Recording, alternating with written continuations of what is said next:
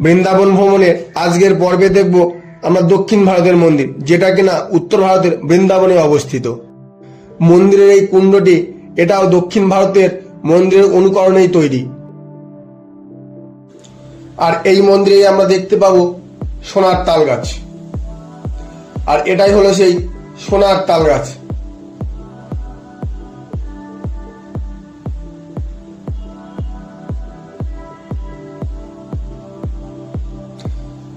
আর এটা হলো মন্দিরের মধ্যে অবস্থিত কাঁচঘর। এটা হলো রঙ্গনাথ মন্দির। রঙ্গনাথ মন্দিরে পূর্ব দিকে এবং পশ্চিম দিকে এই দুদিকে প্রবেশ পথ আছে। আমরা প্রবেশ করছি, এটা হলো পূর্ব দিকে। এটাই হলো প্রবেশ পথের মেন গেট, পূর্ব দিক দিয়ে গিয়ে প্রবেশ করলে। আর একটা একই রকমের প্রবেশ গেট আছে যেটা পশ্চিম দিকে অবস্থিত। তোমরা চাইলে যে কোনো গেট দিয়ে প্রবেশ করতে পারো। আর পশ্চিম দিক দিয়ে গেট দিয়ে প্রবেশ করলে বৃন্দাবনের যে বাস স্ট্যান্ড, সেখান থেকে অল্প দূরত্বের মধ্যেই অবস্থিত। তোমরা বাস স্ট্যান্ড থেকে চাইলে হেঁটে চলে আসতে পারো। দক্ষিণ ভারতের আদলে তৈরি বৃন্দাবনের এই রঙ্গনাথ মন্দির ভগবান রঙ্গনাথকে উৎসর্গীকৃত, যা উত্তর ভারতের অন্যতম একটি বৃহৎ মন্দির। পূর্ব দিকের মেন গেট দিয়ে প্রবেশ করার পরে সামনে এরকম একটি বিশাল বড় জায়গা দেখতে পাবে।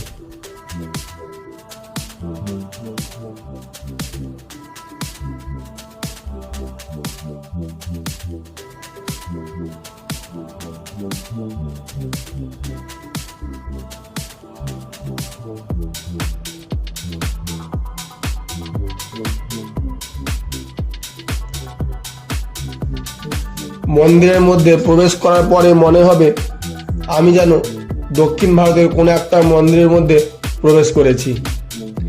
এখানকার মন্দিরের প্রতিটা কোনায় কোনায় দক্ষিণ ভারতীয়ের দাবির শৈল যেন ফুটে উঠেছে।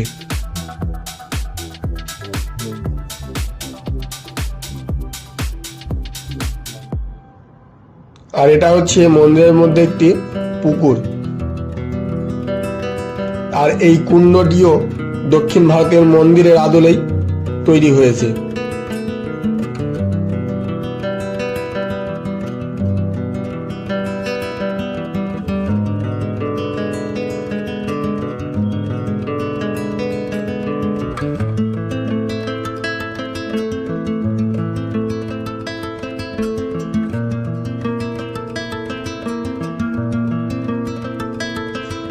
দেখো, একেবারে মনে হচ্ছে যে আমরা দক্ষিণ ভারতে চলে এসেছি কোন একটা মন্দিরে।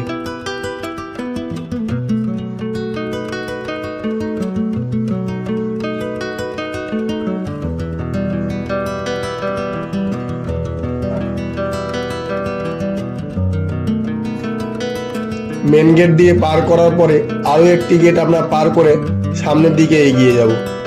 সামনের দিকে এগিয়ে গেলে আমরা আরো কিছুটা ফাঁকা জায়গা পাবো। তারপরে আরো একটা গেট আছে। আমরা 2 নাম্বার গেট পার করে এখানে এসেছি।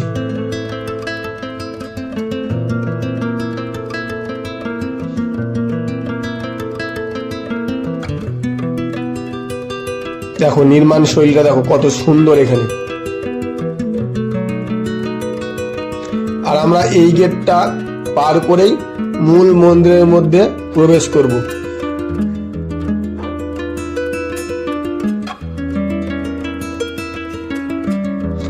আর এই গেট পার করে আমরা দেখতে পাবো, ছোটবেলায় অনেক বয়স্ক মানুষদের কাছে, ঠাকুমা দিদাদের কাছে গল্পে শুনেছি যে বৃন্দাবনে গেলে সোনার তাল গাছ দেখতে পাবি। তো এটাই হলো সেই সোনার তাল গাছ।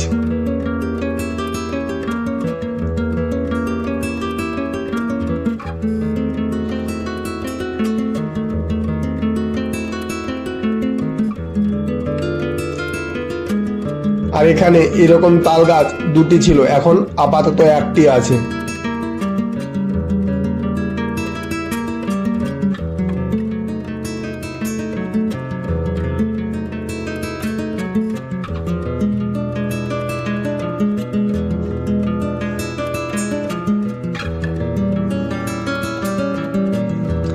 দেখো সোনার তাল গাছটিকে দেখো।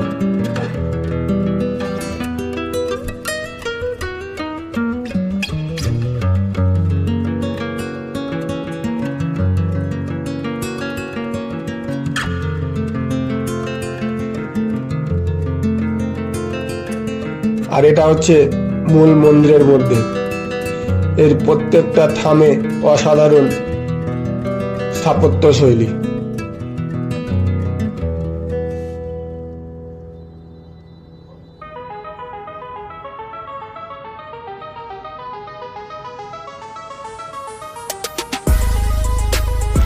চমৎকার কারুকার্যে ফুটিয়ে তোলা হয়েছে এখানে।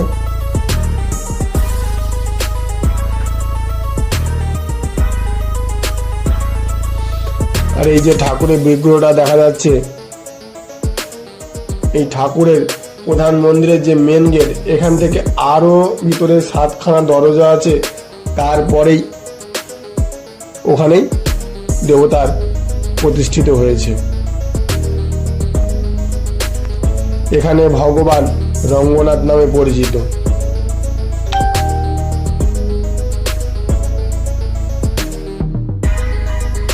আর এই রঙ্গনাথ হলো ভগবান বিষ্ণু বা শ্রীকৃষ্ণের আরো একটি নাম।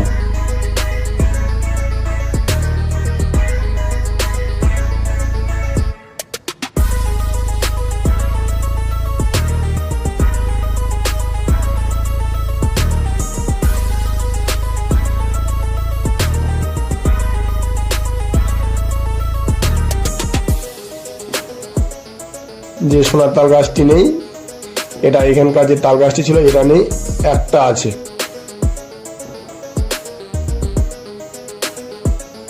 আমরা মন্দির দেখার পরে এই যে সীসা মহল যেটা আছে, শীষ মহল, এখান থেকে 5 টাকার টিকিট কেটে আমরা এই শীষ মহলের মধ্যে প্রবেশ করব।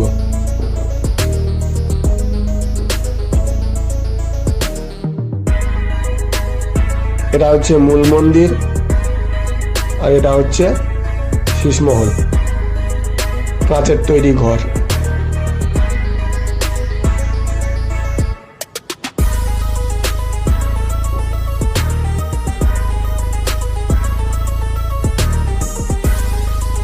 শীষমহল দেখার পরে আমরা এখান থেকে বেরিয়ে মন্দিরের অন্যান্য অংশগুলোকে দেখব।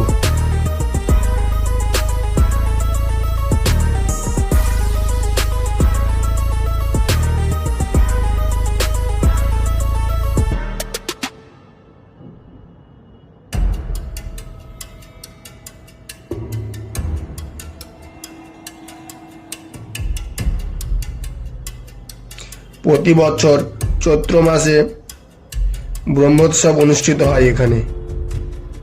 আর এই মন্দিরটি প্রধানত বৃন্দাবনের যে গদাবিহার এলাকা সেখানে অবস্থিত।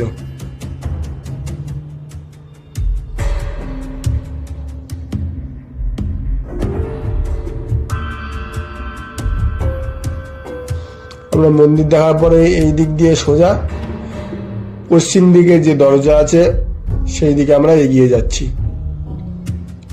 আর এখানেই দেখো যে বাইরে থেকে যে দর্শনার্থীরা এসেছে তাদেরকে এখানকার যে পান্ডারা আছে ওদেরকে এই মন্দিরের সম্পর্কে বিভিন্ন কথা বলছে।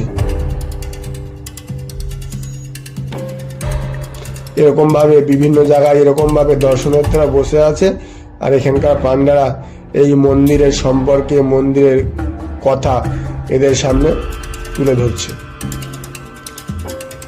আর এই যে দেখা যাচ্ছে এটা হলো পশ্চিম দিকের গেট। পূর্ব দিকেও যেরকম দেখতে ঠিক একই আদলে তৈরি পশ্চিম দিকেরটা।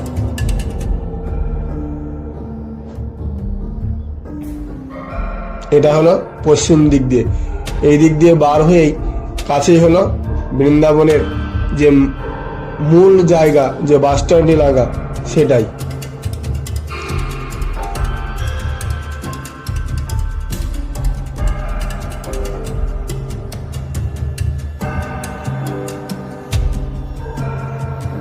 এটা হলো পশ্চিম দিকের প্রবেশপথ বা বেরিয়ে যাওয়া গেট।